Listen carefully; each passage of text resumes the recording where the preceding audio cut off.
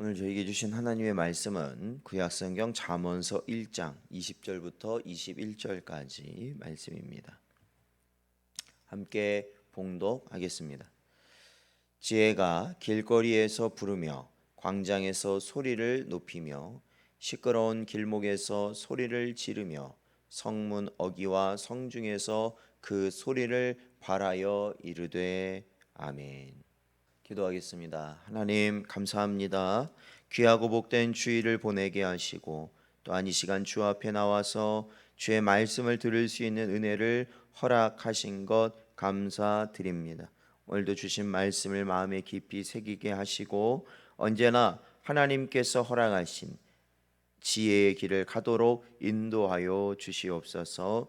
간절히 바라오며 예수님의 이름으로 기도하옵나이다. 아멘. 사랑하는 성도 여러분, 오늘 본문에서 솔로몬은 지혜가 길거리와 광장, 성문 어귀, 성중에서 소리를 높여 외치고 있음을 묘사합니다.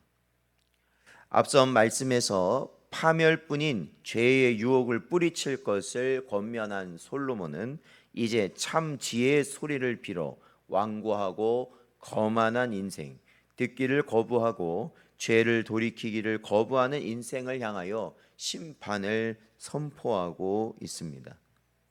그런데 여기서 솔로몬이 길거리와 광장, 시끄러운 길과 성문 어귀와 성중이라는 말들을 통해서 말하고자 했던 것은 이처럼 사람들이 많이 모여 있는 곳, 그러니까 길거리도 그렇고 광장도 그렇고 시끄러운 길목, 또한 성문 어귀나 성중이라는 이러한 표현을 보면 이러한 곳은 공통점이 사람이 굉장히 많이 모이는 곳, 지나다니는 곳을 의미한다라는 것입니다. 즉 공공장소죠. 바로 그러한 곳에서 지혜가 소리를 높여 말하듯 지혜로의 초청은 모든 사람에게 열려 있고 누구나 그 지혜의 말을 듣고 순종해야 한다라는 것을 나타내 보여주고 있습니다.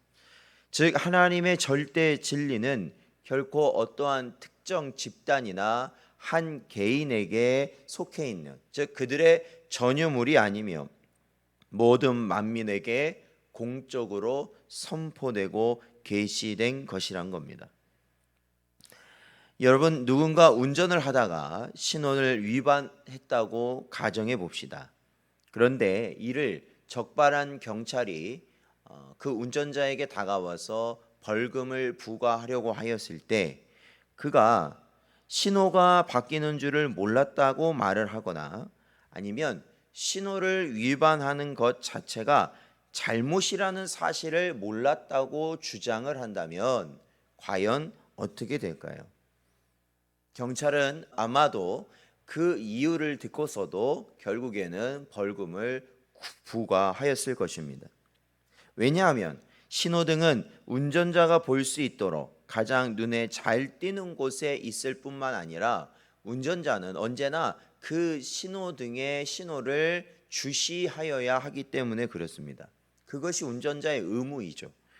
뿐만 아니라 운전면허 시험을 볼 때 이것이 명백히 불법이라는 것, 그러니까 신호를 주시하지 않고 무시했을 경우에, 지키지 않는 경우는 불법이라는 것을 이미 알고 있기 때문에 그렇습니다. 복음도 마찬가지입니다. 복음은 결코 은밀한 곳에서 비밀스럽게 전해지는 폐쇄된 것도 어떠한 특정 집단이나 개인에게 속한 비밀스러운 것도 절대 아니라는 것입니다.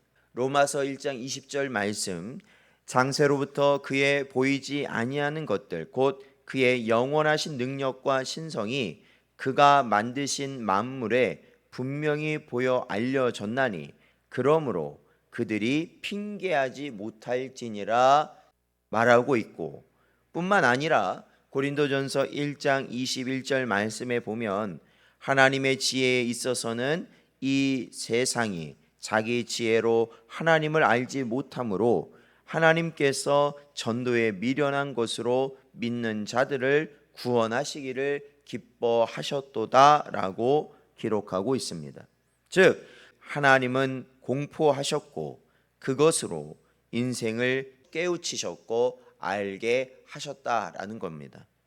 그렇습니다. 죄인들이 온갖 범죄와 악행을 저지르고 단지 그것이 죄인 줄을 몰랐다고 주장한다고 해서 죄를 면제받을 수 없듯이 우리가 하나님의 구원의 말씀과 지혜의 말씀을 몰랐다고 말한다고 해서 우리의 죄가 사해질 수 있는 것은 아니라는 것입니다.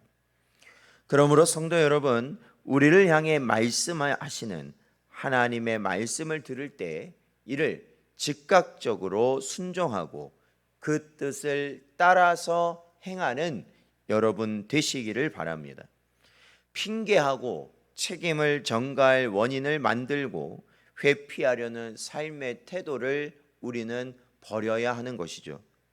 그리고 우리에게 분명히 보이고 알게 하신 구원의 부합된 삶, 의롭고 정직한 삶, 올바른 선택에 대한 지혜와 권면을 온전히 받아들이고 하나님의 뜻대로 행할 수 있는 성도 여러분 되시기를 주의 이름으로 축원드립니다.